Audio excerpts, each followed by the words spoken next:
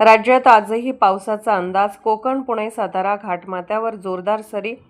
राज्यातील अनेक भागात पावसाचा जोर काहीसा कमी झाला असला तरी कोकण आणि मध्य महाराष्ट्रातील घाटमाथ्यावर पावसाच्या सरी सुरूच आहेत.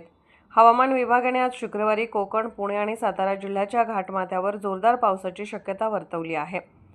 जळगाव जिल्ह्यात विजांच्या कडकडाटासह पावसाचा अंदाज असून या भागासाठी हवामान विभागाने येलो अलर्ट जारी केला आहे. मान्सूनचा कमी दाबाचा पट्टा आणि विविध भागातील चक्राकार वाऱ्यांच्या स्थितीमुळे राज्यातील काही भागात पावसाची शक्यता कायम आहे.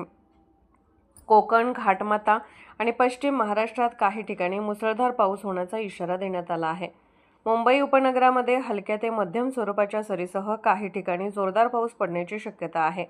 कोकणातील मुंबई, ठाणे, पालघर, रायगड, रत्नागिरी आणि सिंधुदुर्ग जिल्ह्यामध्ये अधूनमधून जोरदार ते मुसळधार पाऊस पडू शकतो. दरम्यान पश्चिम किनारपट्टीवर वाऱ्याचा वेग वाढण्याची शक्यता असल्याने मच्छीमारांनी समुद्रात जाण्यापूर्वी स्थानिक प्रशासनाच्या सूचनांचे पालन करावे असे आवाहन करण्यात आले आहे.